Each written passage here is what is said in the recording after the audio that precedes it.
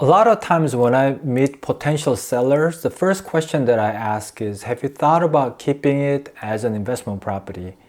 And in today's video, I'll just share with you my own opinions on how to decide whether you want to keep that property or turn it into a rental investment property and which one makes sense.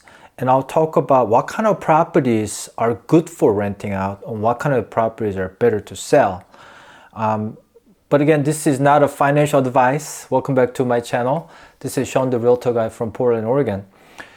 So I think the first question is whether the property is good to turn into rental. And there's certain things. We call it the rentability. How well can it rent? If it rents, how much it's going to collect as a rent? When you do the changeover, when you get the new tenant, how much would it cost to refresh the property? And so that kind of limits into in my opinion, smaller properties, single family properties, probably like no HOA or maybe limited HOA. And those are one of the things that I look at. So when I walk into a house, and this is like 3-bedroom, 2 baths, like starter home, they bought it as their first home, they have a good mortgage, their monthly payment is definitely lower than that, rental market, the going rate. So for example, if they rent it out, they can make a few $100 of cash flow after all the fees are deducted. That would be a good situation. And then I would look at if the house is a little too big, that's when you have to be a little bit cautious, because in my opinion, like the new tenants going in, refreshing cost is going to be super expensive. For example, you own a 3,500 square foot home, and in 2026 Portland, Oregon market, price-wise, it's over like $700,000 worth of house that has a lot of carpet, that has a lot of rooms, square footage. House like that wouldn't be a good rental in my opinion, unless it needs some like refreshing, But what I'm trying to say is, when say you rent that house, $700,000 house, 3,500 square foot home, when you get the next tenant, it's going to cost you close to like $30,000 or $40,000 to replace the carpet, maybe repaint the house and fix up some appliances. It will be very, very difficult home to hold on to. And so you have to think about the maintenance cost. You have to think about the refreshing cost. And then you have to think about the financial portion, your monthly payment and going rent, and how fast can it rent? That's the other question. The bigger the house, longer it takes to find the tenants, because for those tenants who might want to pay, let's say $3,000 a month for that house, the big house, sometimes it makes more sense for them to buy. So right now, that may not be the case because of the high interest rate, but when the rate is, let's say, 5.5%, if people have to pay $4,000 on that, 3,500 square foot home, it probably will be better for them to buy and pay $4,000 on the mortgage than renting at $3,200 a month. So then that big house is going to sit on the rental market to be rented for a little too long, and that becomes what we call the vacancy. When the vacancy happens, nobody's paying the mortgage, tax, utility, or HOA, and you'll be bleeding money. And a lot of times, I know investors, they do the 5 to 10% vacancy rate, meaning out of like 12 months, 1 month is vacant. Can it cash flow with that 1 month vacancy? And you'll have to think about it. So the bigger the house, the higher the vacancy, higher the refreshing cost, the longer to rent, more expensive to fix, And so it kind of adds up negatively. Now, on the flip side, when you have a starter home, like replacing floors wouldn't cost like 20 grand, maybe 12,000. That's way more manageable.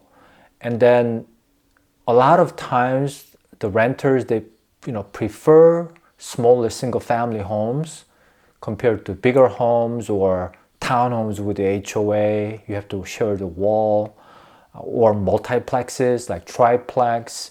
They tend to go lower in the rental price. And so when you have a single family home that you bought a while back and you have like 3%, a lot of times it's just no brainer to keep that and just turn it into an investment. Now, financially speaking, this is not financial advice, is that it depends on your age too, in my opinion. Because if you are, let's say 35-year-old and you're moving into a bigger house, it makes more sense to keep that because you're more likely making income. You don't have to depend on, cashing out. And there's a higher potential of the house appreciating. The longer you hold, more appreciation you can enjoy when you want to cash out. But let's say if you're like close to like retiring age, holding an asset for another 15, 20 years of appreciation and the principal reduction and all of that, it will take much longer for you to enjoy that, the return of long-term investment of residential real estate. So I think it depends on how old you are, how soon you're going to retire, what kind of income that you might need, whether you are, you have another 20 years of working left or not. On the flip side, you could use the real estate as income property too. If a property is paid off, everything you get after tax, maintenance, management fee, it becomes just pure cash flow. So, many people who may have that. That's like monthly income. So if that is your retirement source of income and you're not getting anything else, you have to keep that because that's like the golden goose, right? Unless you have a better way to sell that off and cash out and use that money to maybe live off on that. If that's a plan like that, some people do it that way too, and you have to manage it. So, there's many different ways of like property, different types, the seller's age, your financial goal or picture that you want to accomplish. There's a lot of moving pieces, I think. But when you're thinking about whether to sell or rent, like I said, the first thing that you have to do is whether your property is suitable to turn into a rental. And one other sort of quick indicator is that if your home is closer to the median home price in your city, I think that's a good indicator because the median home prices are typically pretty close to the first-time home buyer price range. So that's a quick little way to judge whether your house is a good rental or not.